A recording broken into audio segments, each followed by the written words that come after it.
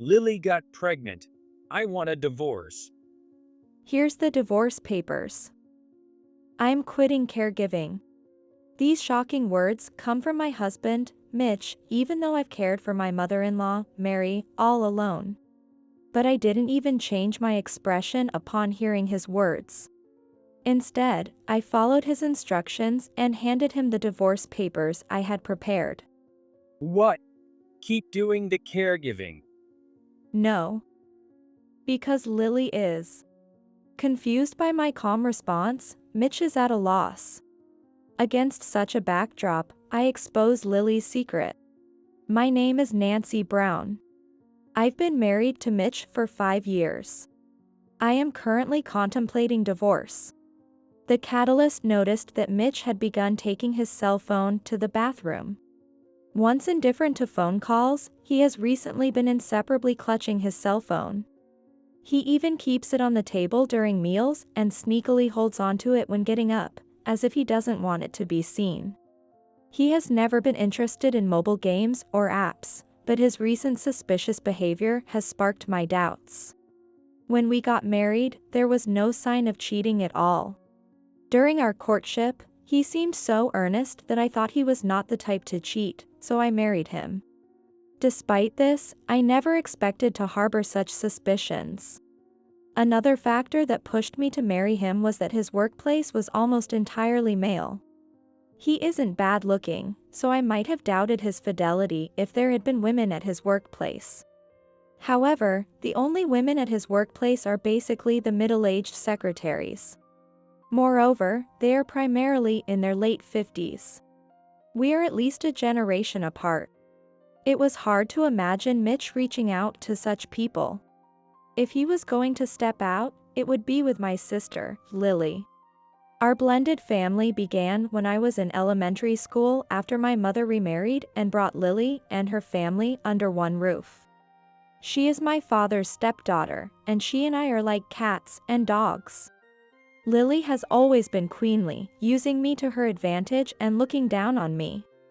We clashed, making home life quite tense at times. However, Lily was eloquent and knowledgeable about manipulating men around her. My father never questioned her, and my mother doted on him, so I had no allies at home. Lily would do anything to stand out. She belittled her sister or treated me like a rag, as long as it served her purposes. What happened after didn't matter to her. Such is her character. With a nature that empathizes with others' pain, I grew tired of her tyrannical behavior. Lily must have been lonely without siblings, so she depends on you quite a bit. Forgive her. One day, she'll realize your kindness. My mother would always say that when I complained about Lily. My mother doted on my father anyway. To her, it seemed like nothing else mattered, and my father cleverly deceived her, having affairs with many women. My father worked in sales at an IT company, spending most of the year on business trips. He was home infrequently. So no matter what he did, even if he cheated, my mother probably never noticed. She believed she was loved by my father and had unwavering faith in him. However, I noticed my father's suspicious behavior when I was in upper elementary school. He began using his cell phone excessively, even during meals. The calls were far too late to be from work, and above all, my father's face when he received them was unsettling. He would always sneak a look when my mother wasn't watching and respond with a sly grin. He had not shown such behavior previously, but recently, he did, and he hasn't even tried to hide it. My father must have known that my mother was utterly infatuated with him. Out of curiosity, I peeked at my father's phone and saw messages arranging secret meetings and nighttime rendezvous with women I didn't know. Seeing this, I deeply despised my father from the bottom of my heart. I couldn't forgive my father for using and manipulating my mother's feelings, driven by a sense of hatred. Your parents are fools, aren't they? A man like your dad wouldn't settle for such a plain Jane. Lily was aware of my father's behavior. She knew why my father had married my mother and made a shocking remark to me. Your dad married your mom because he wanted a convenient woman. Your parents are good at cooking and household chores. For your dad, who isn't struggling with money, it's like killing two birds with one stone. He gets someone to look after the kids and has time for himself. More like killing three birds with one stone. That woman was used and turned into a pawn just for that. I felt angry as Lily spoke mockingly, with a sneer. My mother respected my father and tried hard with her cooking because she wanted him to acknowledge her. I supported my mother, who was working hard for the man she loved, and wanted her to be happy. This mother and daughter easily trampled over and toyed with my mother's feelings. I couldn't stand it. I talked to my mother about it, but she must have been brainwashed by my father. She wouldn't listen at all. Instead, she yelled at me, saying it was awful to speak about my father that way. After that, I stopped trying to persuade my mother. No one in this house cared about me. I felt like I didn't belong. The turning point in my life was when I started high school. A close friend of mine talked about going to high school in New York and considering employment there. Hearing that, I decided to move to New York. I decided to leave home. I moved into a dorm and started a part-time job. That's where I met Mitch. Mitch was famous at work due to his communication skills and was admired by both men and women, a natural leader. His charmingly clueless moments also endeared him to the older women there. Our deepening friendship began at a workplace year-end party. We ended up sitting next to each other, and through our conversation, we discovered we liked the same band. From there, we hit it off and started hanging out in our personal time. Gradually, our relationship deepened, and naturally, we started dating. We got married when I turned 25. We moved in together and were living a happy life. Until that day Lily visited our home. It's been a while. I've started living here too, so I'm checking in. Incredibly, Lily had moved away from her parents and come to New York just like I had. I couldn't hide my surprise at her unexpected action. I can't believe Lily moved here. Weren't you supposed to have a job back home? The pay isn't great back there, and I've always dreamed of city life. So I decided to take the plunge and move here. That was a lie. There's no way Lily would move to New York for such a reason. There must be something else behind it. Though I was suspicious, her real intentions remained unclear as time went on. Hello, I came to hang out again today. 5 years since Lily moved to New York. She began to frequently visit our home. The reason was Mitch. From that time, Lily started making advances toward Mitch. Mitch worked for a construction company and was usually off on weekends, and every weekend, Lily would visit our house. She probably knows his days off because she works for a subcontractor of his company. She used the excuse of not having friends in New York to barge into our home. Lily, you look tired. Came over again today, huh? Mitch. Yeah, I just had to come again today. With a playful tone that could end with a cheeky giggle, Lily quickly moved next to Mitch. She naturally took her place by his side and looked at me with a triumphant smile. Seeing that smile stirred my anger, but Mitch only fueled the fire. Feel free to come over anytime. It's just Nancy and me here, and it gets lonely. I'm happy when you show up, Lily. Mitch's expression was anything but displeased as he stretched his smile. His gaze spoke to Lily's chest more than her eyes, evoking a feeling of disgust in me. Aware of such attention, Lily used her physique to her advantage, wrapping her arm around his and pressing close with a pleased look. How many times had I witnessed this scene? Even when I interjected that this wasn't a nightclub, the two of them wouldn't listen to me. Are you going through menopause or something? You get all snippy when Lily comes over. Stop that attitude. You're making Lily feel bad. Mitch is so kind. I could fall for you. But don't worry, Nancy is jealous because she sees how well you treat me. It's not like we're anything more. Lily said, while they exchanged agreeing glances. I could never believe the words that came out of Lily's mouth. She had always been jealous and wanted whatever I had. When we were kids, she fussed whenever I got a new toy, causing trouble for our parents. In middle school, she would become jealous if she saw friends who weren't even related to her getting along with me and tried to pull them away. She felt inferior whenever I had something she didn't, and she always tried to take it from me. And now, she comes to our house almost every weekend. It was nothing but distressing. And that's when it started. Like my father, Mitch began to carry his cell phone with him at all times, even to the bathroom. Intuitively, I felt he was cheating. Such a suspicion crossed my mind.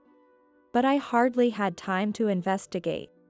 The reason was the caregiving for my mother-in-law, Mary. Mitch had asked me to take care of his mother during breaks from work. Mom's waiting for a spot in the facility. Until we find a place for her, could you take care of her? Why should I? Have you forgotten what she said to me? My relationship with Mary could have been better.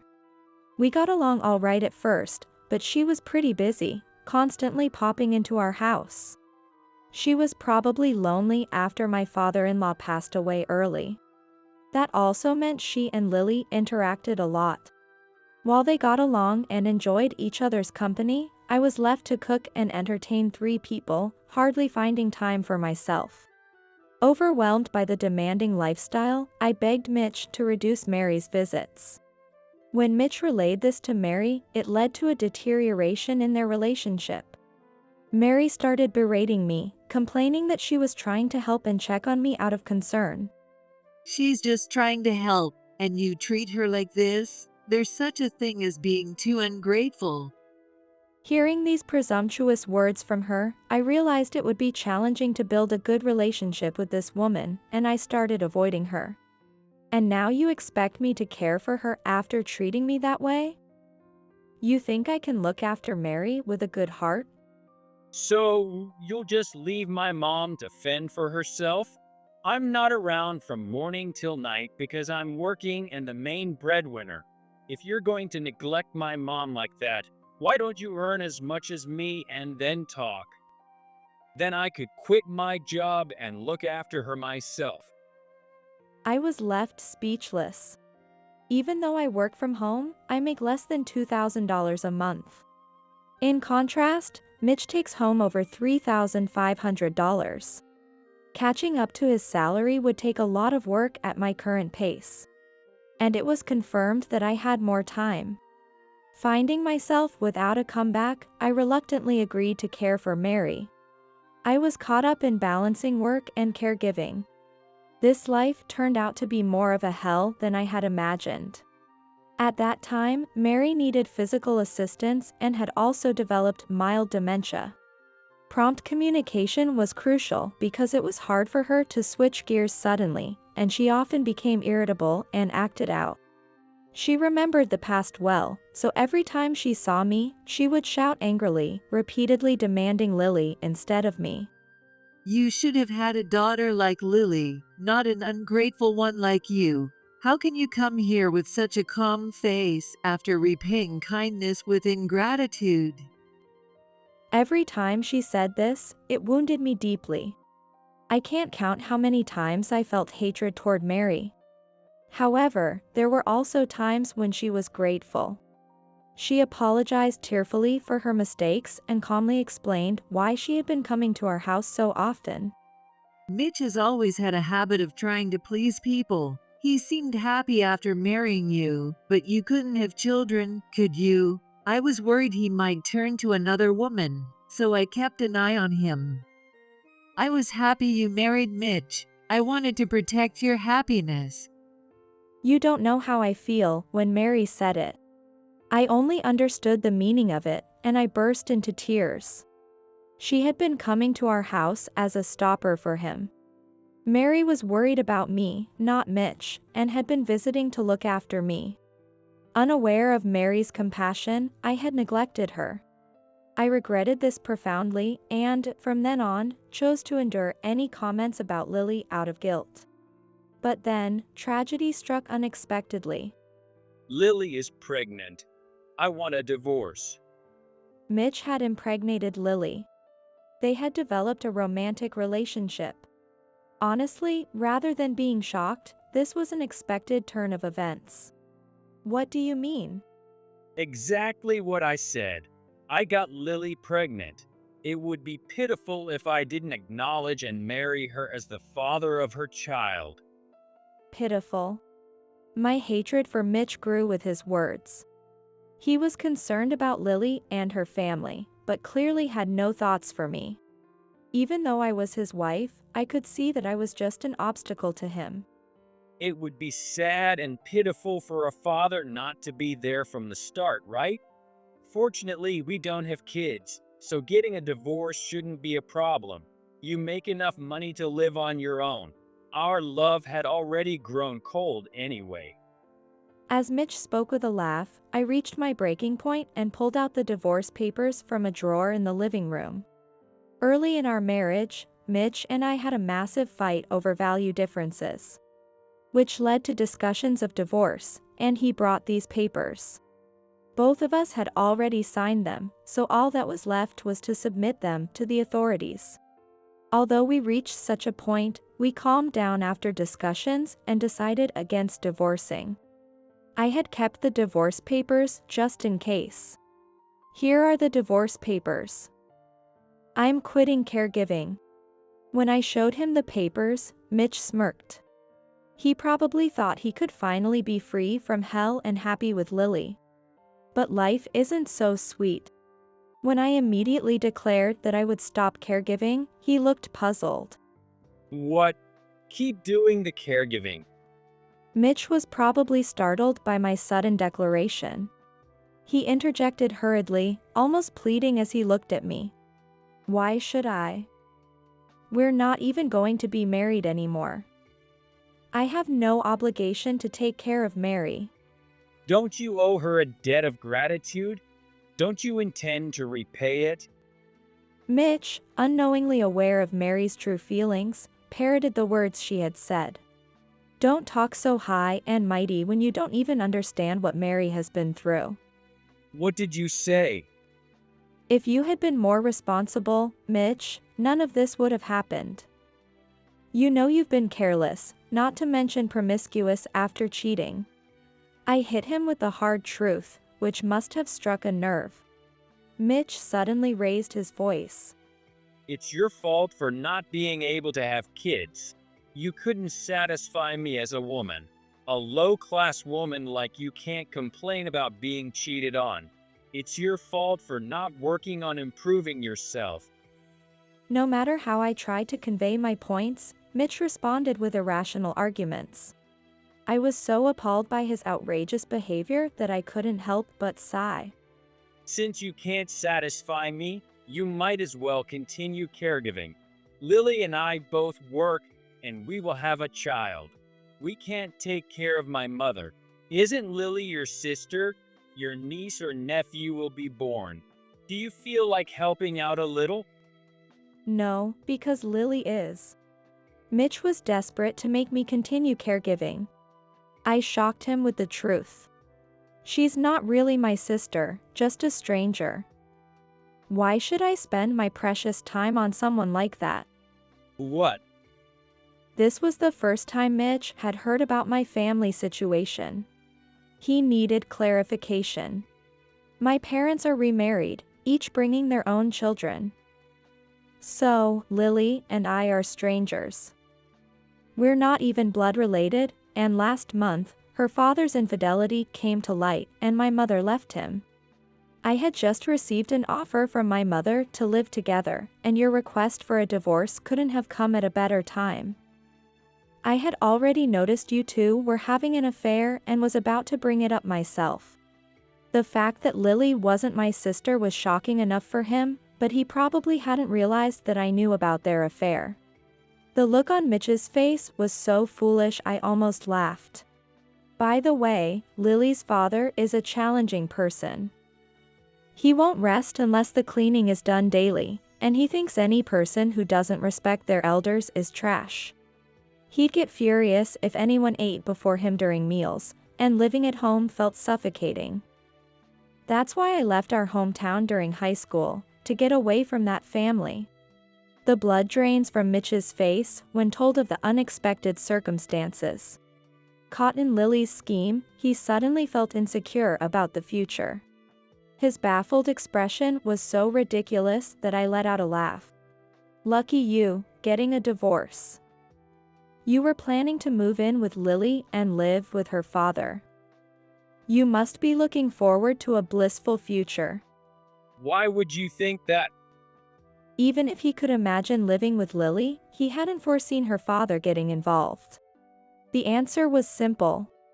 I had thoroughly investigated the two of them. I had saved money and hired a private detective to investigate their affairs. Not only did I find out about their plans to live with Lily's father, but I also uncovered that Lily and Mitch had arranged it. Unaware of Lily's father's character, Mitch agrees to live with him to avoid Lily's displeasure. But this was a big trap for him. Lily had pressed for this living arrangement because she couldn't handle her father alone. She knew. Her father was a tough man.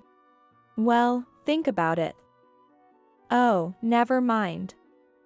If you had that kind of foresight, you wouldn't have agreed so easily to this living arrangement. You.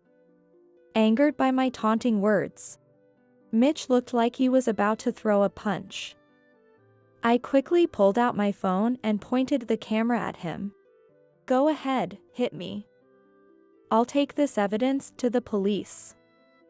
Imagine what Lily's father would say then, not to mention how pitiful it would be for the child to have a criminal for a father. Damn it. Mitch didn't have the guts. Hearing the word police, he quickly restrained himself and glared at me, biting his lip in frustration. Here's something else you'll love to hear, Mitch. My father is being sued for alimony by my mother after his affair was discovered. And you're about to be sued for alimony too, which means you're in for some real financial trouble, especially with a baby on the way. Even with your above-average earnings, this is going to be tough. I smirked as I laid out the grim future awaiting him, causing his face to turn pale. He held his head, regretting his poor judgment. And by the way, I'll also be seeking alimony from Lily. What? When I delivered that final blow, Mitch's eyes widened in shock. Of course. Did you think it would just end with one of you? A single person has taken a husband from a married woman. No way I would show mercy, even if you were once family. How could you ever think it would be okay to sacrifice me?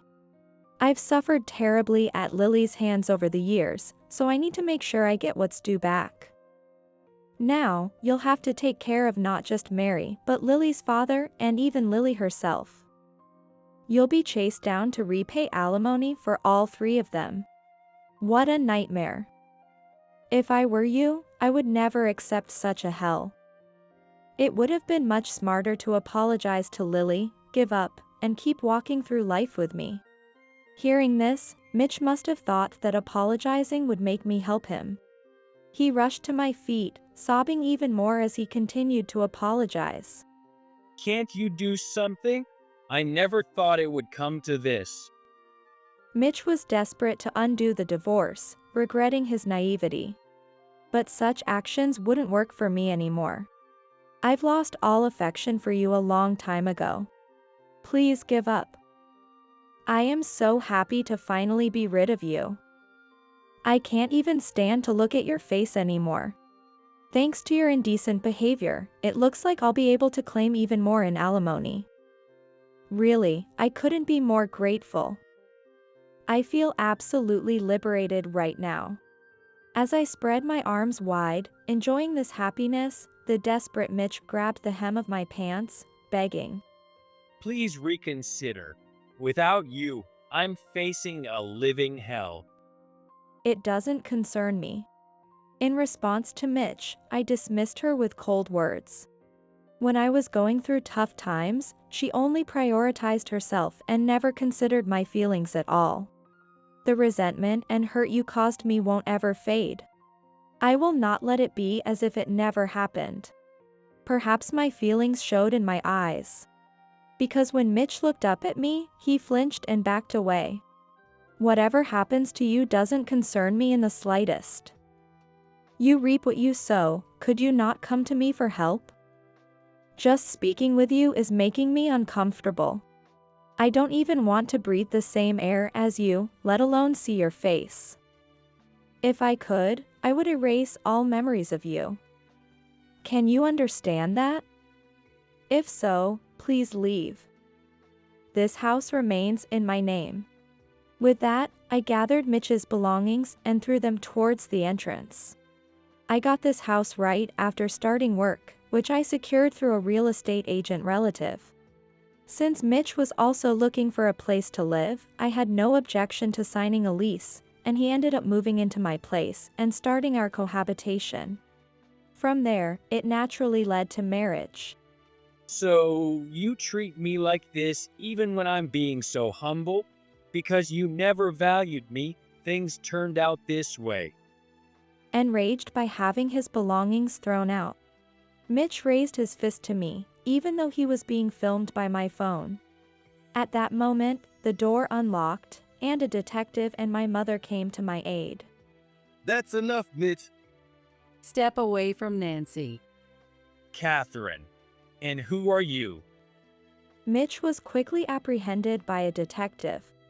With the detective's strong build, the slender Mitch had no chance. Despite his attempts to struggle, he was firmly held down and couldn't move. As if to protect me, my mother hugged me and glared sharply at him. I'm a detective hired by Nancy. We have been watching everything on hidden cameras, and of course, we'll be using it as evidence. Hearing about the camera, Mitch regained his composure momentarily, his face turning pale as he realized his situation. My phone alone wasn't enough, so I had hidden cameras set up in advance. Thanks to that, we have solid evidence of your misconduct, and witnesses are ready. His life is effectively over, and now you realize it. This act constitutes assault. If you don't want to worsen your situation, please quietly take your things and leave. You don't have a chance in a million to win this. Hearing the detective's words, Mitch gave up any futile resistance. Nancy, I'm truly sorry. I was wrong. This is all my fault. I still want to be with you, so please give me one last chance. Enough. Though he stopped resisting, his desire to be forgiven clearly hadn't faded. Mitch turned around with tears in his eyes, begging for a chance to make amends. However, I had a final word for him. I never want to deal with you again, and I've had the divorce papers prepared like this. Despite you being the one who wanted this divorce, please don't waffle about it now. You chose to indulge in pleasure and abandon me. It's too late for regrets now. I have neither attachment nor affection for you anymore. I feel nothing. Just leave quickly. The rest will be handled through my lawyer. It was the first time I had spoken so clearly to Mitch.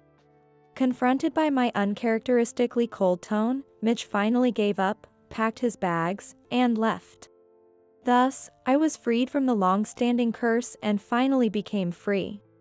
Soon after, I hired a lawyer, as the detective recommended, and filed the divorce papers at the office. With decisive evidence and Mitch's outrageous behavior during negotiations, I was set to receive nearly $80,000 in alimony.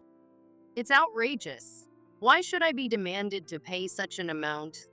We were family after all. What a nerve to demand money from a sister. When I went to discuss this with Lily, as expected, she was furious. Her father was there, too, joining in scolding me. However, I had my lawyer present, and he cornered them with irrefutable logic. You not only usurped your sister's husband while wielding sisterly duty, but your actions destroyed a family.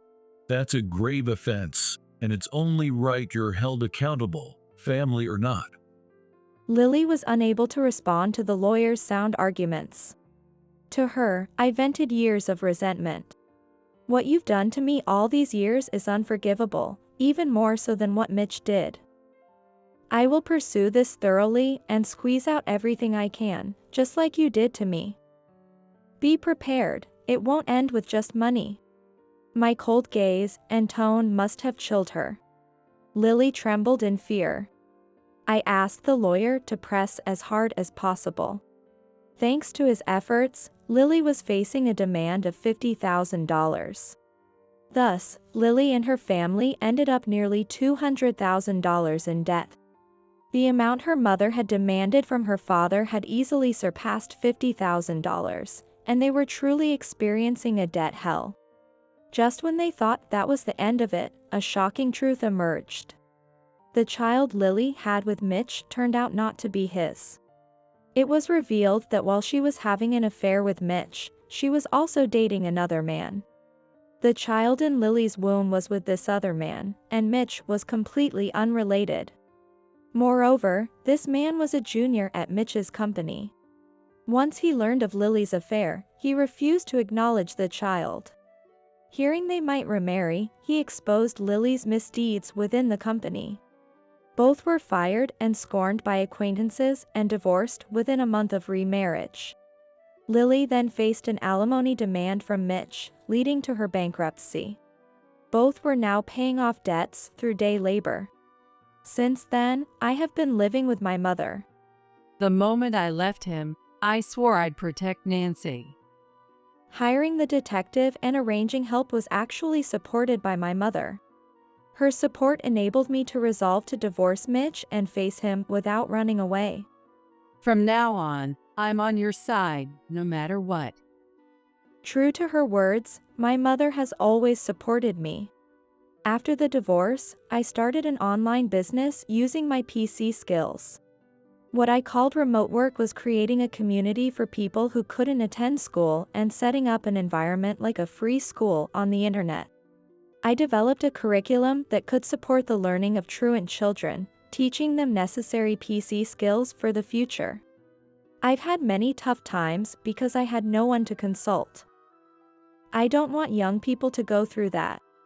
This response in a magazine interview caught many people's attention, and now I am even overwhelmed with requests for TV interviews. Thanks to this, my business has been a great success.